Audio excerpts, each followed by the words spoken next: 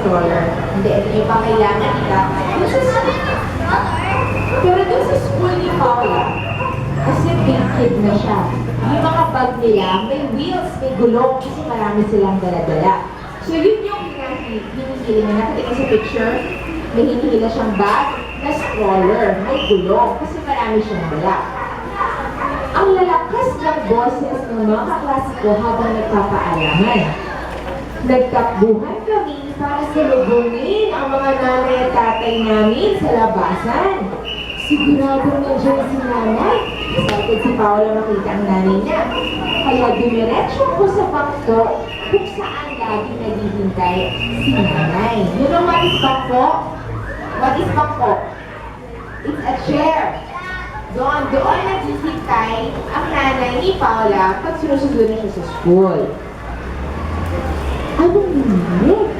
Laking gulat ko nang makita ko wala pa si nanay sa bangko. Wala pa siyang sundo. Wala pa yung nanay niya. Naramdaman niyo na ba yun? Yung paglabas niyo ng school, wala pa kayong sundo? Anong pakiramdam? Natuwa pa kayo na wala pa yung sundo niyo? Hindi. Ano naramdaman niyo? Ha? Natakot. Sad, malungkot, ano pa? Natakot ba kayo? Hinabangan ba kayo? Naku, bakit kayo wala pa yung sundo ko? So, oo, gano'n yung naramdaman ni Paula. Pero bago ako maiyak, sinabi ko sa aking sarili na hindi ako dapat matakot. So, nung nakakita ni Paula na naku, wala pa yung nanay ko, kinabahan siya. Alam niyo yung pakaramdam ng kinakabahan? Yung parang, yung chest natin, di ba? Parang gumaganon. Sabihin, nervous, kinakabahan tayo. Pero bago siya maiyak, sabi niya, teka, baka naman may dahilan kung bakit wala pa si nanay. Ano kaya yung naisip niya na dahilan? Sinubukan kong hanapin si nanay sa nagkakandikit na mukha ng mga magulang sa labasan. Hinanap niya, pinilit niya, marami kasi parents doon eh. May mga daddy, may mommy, may lolo, lola, kuya, ate. Sa dami ng mga nanay at tatay dito, talagang nakakalito. Hindi niya makita yung mukha ng nanay niya. Nagawa, kundi ang umupo sa bangko, katabi ng aking bag at baunan. Tingnan niyo si Paula, siya na lang na mag-isa, no? Wala na siyang kasama na naghihintay. Unti-unting nabawasan ang mga batang naghihintay at mga magulang na sumusundo. Ano ba yan? Wala na siyang kaklase na naiwan, lahat nasundo na.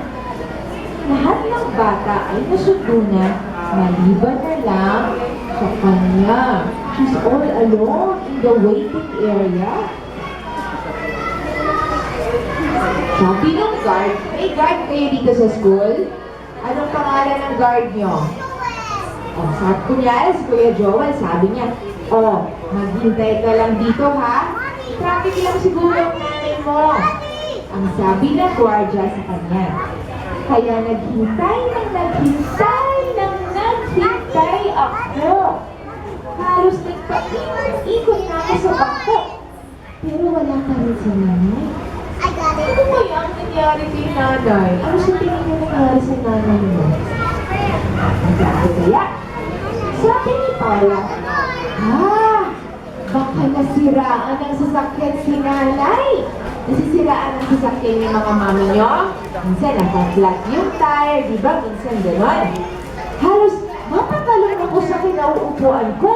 Nang maalala ko na may sira nga pala ang sasakyan ni nanay.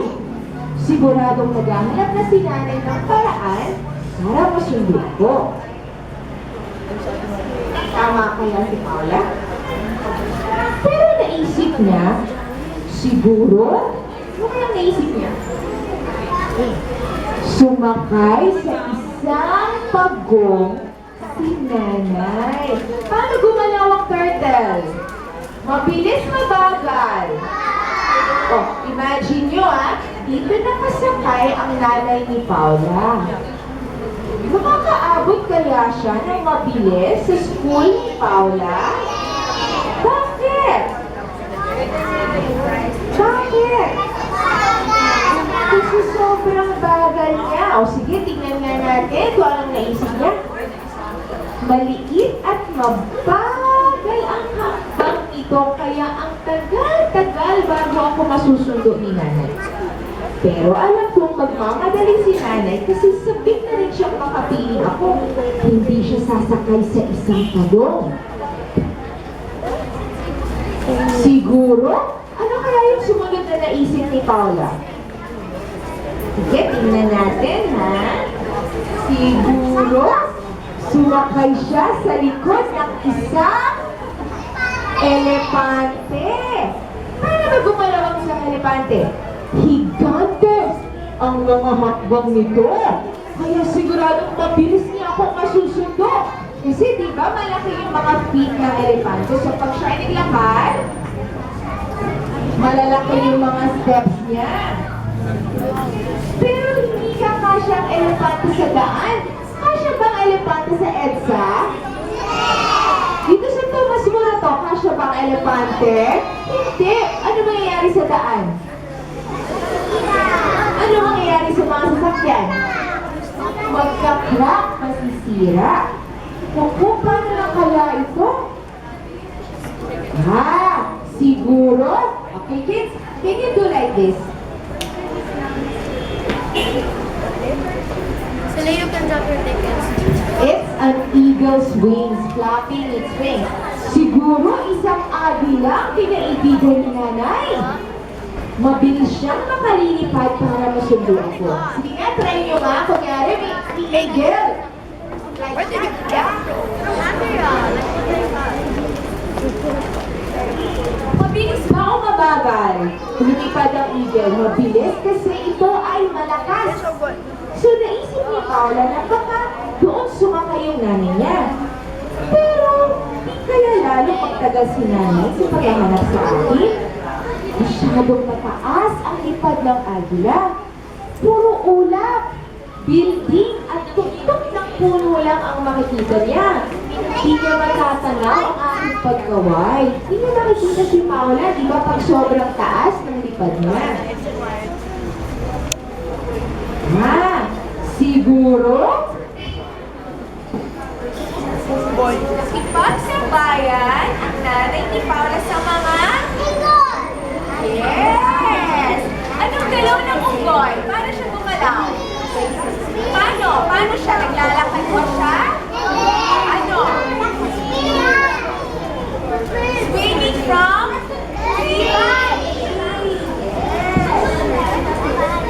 Ay, sandali lang nandito sa nanay kapag siya ay sumabay sa galaw ng mga unggoy. Pero, oras na puno ng saging sila kumapit, hindi na ipagpapatuloy ng mga unggoy ang pagsabit-sabit. Bakit? Ano ba ang favorite food ng mga unggoy? Saging. Kaya naisip ni Paula, pag nakakita ng puno ng saging ang unggoy, kakainin niya itong lahat, maiiwanan yung nanay niya. Tama ba si Paula?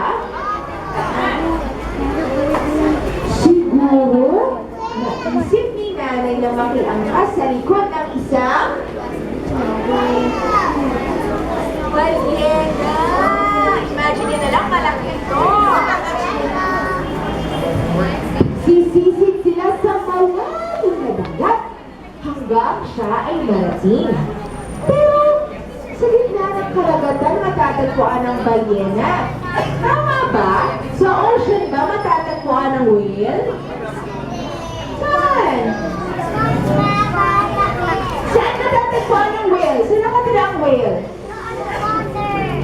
Sa water na nasa? Tama! Nasa karagatan or ocean sa English. Pero sa gitna ng karagatan matatagpuan ito at di kayang lumangoy sa mababaw na baybayin. Naku! Magtatagalan sa pagsubuan si nanay papunta sa akin.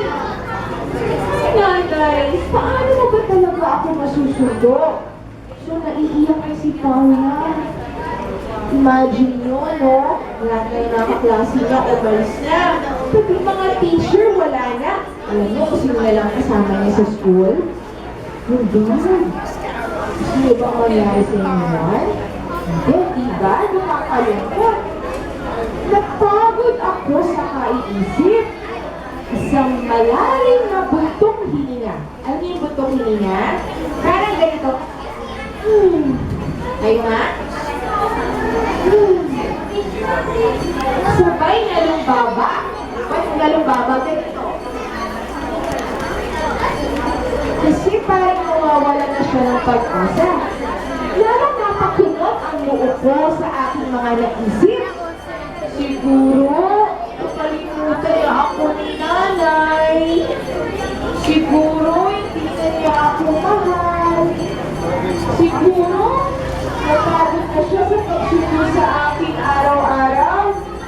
Siguro, umiyak na si Paula. Wala ba yung nanay ko?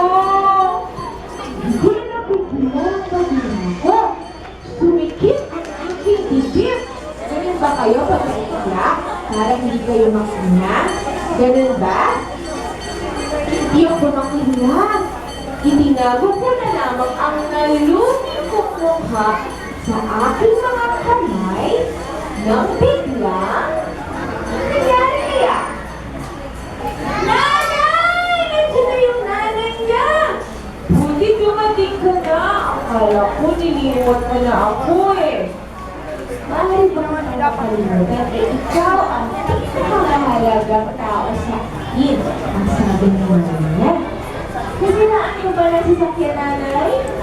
Hindi. Ano nangyari sa nanay niya? Na-traffic lang ako. Napawi ang lungkot at duha ko at napalitan ng ginawa tuwa.